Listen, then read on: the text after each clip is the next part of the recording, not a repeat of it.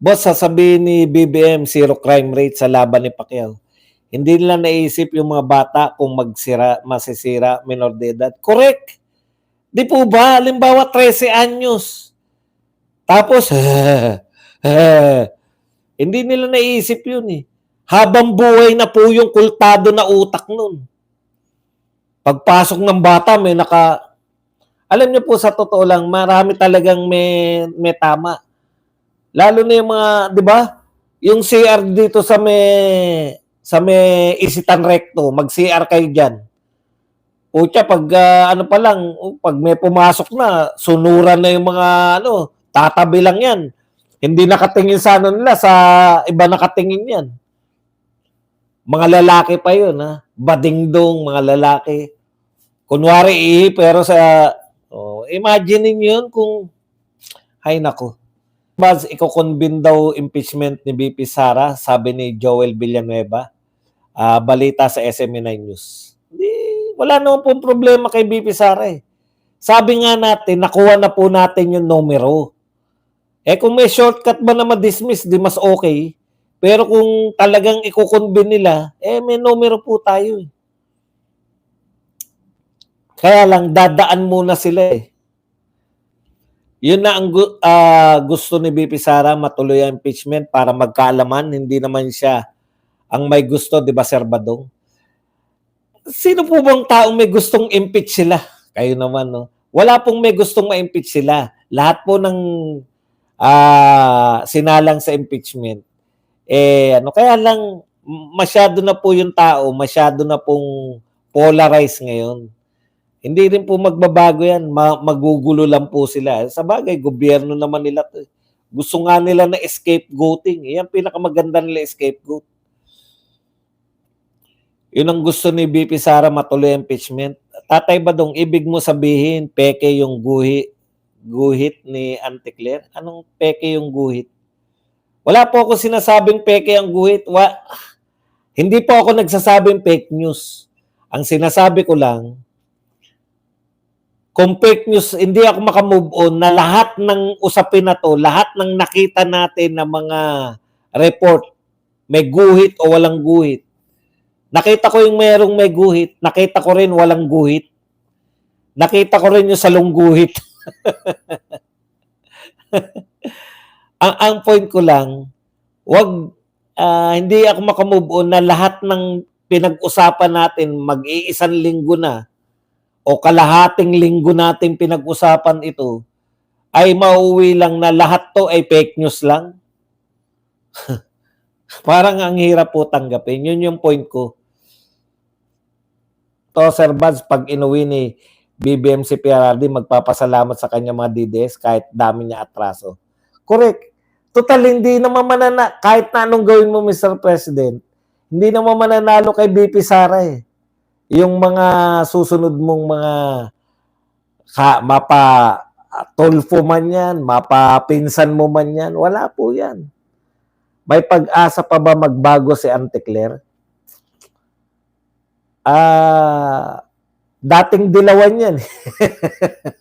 Dating tumitira kay Marcos yan, di ba? Basta dilawan, ang daling magbago. Mukhang pakawala ng mga bangag si Tiglaw. Tamper daw nilabas niya. Police report as per Net 25 sa ganang mamamayan. Rodel Orena. Alam niyo po, kung pakawala man yan, meron naman kayong ibang source eh. Ako kasi hindi ko po tinalakay yun eh. Ang tinalakay ko po, yung report na, yun nga, ayan wala po doon wala po doon yung sinasabi na kulay pink. Pero nakalagay doon si First Lady. Hindi ka naman makalapit sa First Family kung wala kang invitation. Correct. Boss, ang husay nyo sa birada pero mas okay ka sa soloista. Ipatawas si Auntie Claire. Siguro nauunawaan nyo na po, no? Pag ikaw yung main anchor, hindi ka masyadong bumibira. Ganon po yun eh. Kaya hinahayaan natin sa kanila pagkano. Pag ako naman, iba naman yung main anchor. Kasi 5 araw, 5 kami. So, iba-ibang araw, iba-iba yung anchor, main anchor. So, yung task ng main anchor, kami yung nagbibigay ng balita tapos sila magre-react. Boss Baz, nabasa mo na ba si Bicol Saro? Representative Redon pa imbestigahan ng 339 million Dolomite Beach. Aniya, if it meets threshold for plunder, so be it. Wala na po problema. Wala naman natatakot dyan sa mga investigasyon nila. Kung gusto nila, patawag pa nila si Models of Manila kasi Manila Bay Dolomite yan. Baka pag nag-imbestiga sila dyan, marinig na naman natin si Models of Manila. Literal na payaso si Auntie Claire. Dami namin natututunan sa vlog mo. Ganun palang number 1 niya. Literal yan. Ikasyam na opening statement ni Models of Manila, Doc Buds. Yung mga tao talaga, di ba? Yung mga taong walang accomplishment, in order for them to shine, di ba? Punahin yung accomplishment. Alam niyo po, marami na nagtangka na pasamain ang Dolomite, pero hindi po sila nagtagumpay. Boss Buds, parang tahimik si Senator Marcoleta ngayon. Hindi naman po, wala pa lang sa tamang panahon. Kasi meron po siyang programa sa Net25. Dati na po yan Napupuna po yan Marcoleta. Siya po ay isinumpa ng mga press. Wala po nagko-cover na media kay Marcoleta. Yun po ang katotohanan. Hindi po siya tahimik. Wala lang pong naglalabas ng kanyang mga, wala nag-i-interview sa kanya, ganun. Wala kang kwentan leader, yun. Kung ang tanging kayang mong lang gawin ay manisi. Yung makita mo na may problema, isisisi mo. Alam nyo kung bakit? As a leader, dapat tinitignan natin, yung nauna sa'yo, may nilutas na problema yan. Kaya hindi mo na nakikita yung problemang nilutas niya. Nalutas niya na So yung inabutan mong problema actually, ay latak na lang yan. Kaya hindi nilutas yan dahil may inuna yung kung matinong leader yung sinundan mo, tinapos niya yung problema mo na mas malalaki kaysa sa'yo. Totoo naman yung kay Tatay Digong. Tignan po ninyo. Sa droga, minana ni BBM. Ito, magtapatan tayo. Ang minana ni BBM sa droga, talagang napakarami na puntomino. Ang malupit pa doon, ang namana ni BBM, 6 na taon na walang bagong adik. Ang laking bagay po nun. Si BBM puro butas, si Boying Atorin puro naman hukay. May papahukay na naman pala na namatay noong 2020 pa dahil walang pamilya na nag-claim. Amik, hindi lang ipapahukay, kasalukuyan ng hinuhukay ngayon. May mga video na lumalabas na hinuhukay na. Di na kailangan ng press, di lang talaga mahilig magpabida like Duterte leaders. Ano talaga di ba umangal na yan si Marcoleta? 2 milyon yung umattend doon sa rally. No? Lahat ng press kinover. Pero wala siya ron. Samantalang ilan lang silang speaker na hindi raw nabanggit yung pangalan niya. Tigas talaga na apog ni BBM, Doc Buds. Itutuloy talaga niya na makipagkita kay Uncle Trump. Matutulad dyan kay Zelensky ng Ukraine at saka si Ramaphosa ng South Africa. Alam nyo, ang pagkakaiba, ayaw natin ng gera. At ang pagkakaiba, yung si Zelensky, na na unite niya yung Ukraine, na marami Ukrainians na niwala sa kanya. Kaya natuloy yung gera with Russia. Kung may tanim buto si Claring, may tanim dokumento. Tigas talaga. Hindi nga, wala nga pinapakita. Talagang sinabi lang, fake news yan. Tapos. Pilit na i-cover up ang Tantoco case, boss. Kaya iba-iba na lumabas na investigation. Hindi nyo po maitatago yan. Yung mere association sa mga gumagamit ng droga, yun na nga yung binibintang sa inyo. Di ba? Yun na nga yung pangunahin. Ang sinasabi nga sa'yo, kaya nagkakaloko-loko ang Pilipinas dahil sa inyo. Weak leader start pointing fingers when times get tough. Correct. Di ba? Yun talaga yung inuuna nila eh. Sino yung masisisi?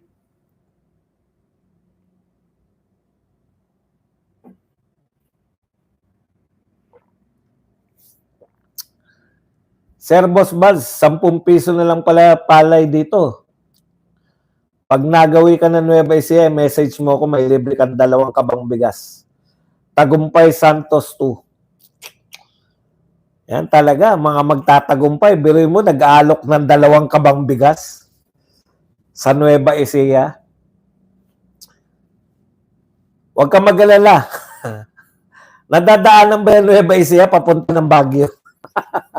Biglang nakaisip. Sayang din yung 2 kilong bigas. 2 kabal ba?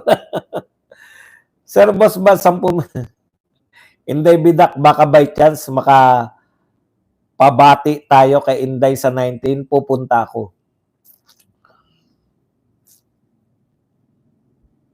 Napakaswerte naman ni Am. Pabalik-balik na lang sa The Netherlands. Si Marcos wala ng credibility tapos wala pang accountability kaya siya tinaguri ang worst president sa ngayon. Grabe yun, worst president ah. At nagtaguri sa kanya ay si Sixth Sense. Ay, sasabihin mo naman kung sino yung nagsabi para may balita natin. Isa-search ko yan talaga. Sino nagsabi niyan? Search natin para mabalita natin bukas. Oy, si Regina Marigon. Wala na, hindi na pumapasok si Shairi ah. Shairi, namimiss ka na namin. Boss Bad, sabi ng isang vlogger, baka magka-cancer si Auntie Claire sa sobrang pagsisinungaling niya sa bayan. Cancerous ba yun? Nag-invent na naman kayo. Sa bagay, yung anong tawag dyan, yung stress. Cancerous kasi ang stress eh. Noel Abalos, thank you very much sa 125 pesos. Boss Badong, dapat imbestigahan si Chua ng sariling committee niya dahil sa pinatuyo niyang barangay hall, walang permit. Illegal, sinayang pera na 19 million. Nagiba na. Ay, nako. Talaga sila, wala silang pakundangan eh, no? Yung mga mahilig manita, hindi nila makita yung sarili nila. Thank you, Tay Amik. Tag nyo na lang kami ni Boss Badong. Tay. Inaaya ka nga, Inday Bidak, malay mo. Miss you, Ma'am Shairi. Gambate. Shairi. Boss Buzz, may balita ka ba na may rally mga DDS sa 19?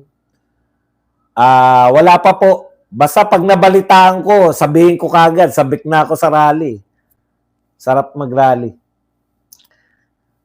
Good evening po, Boss Buzz. Boss Buzz, ano masabi mo kay Auntie Claire? Puro na lang fake news ang sagot niya sa Tantoco case. Eh, talagang ganyan eh. Dapat kasi pag sinabi mong fake news, may pinapakita ka. Dahil ito po ang katotohanan. Fake news po sila. Dahil ito po ang katotohanan. Hindi nyo ba napupuna? Napapadalas na yung ganun ni Auntie Claire? Dati, simple lang. Ganun-ganun lang. Ngayon, ganun na eh. Talagang yung stress ni Auntie Claire depende sa yung galaw ng ulo niya depende sa stress level eh.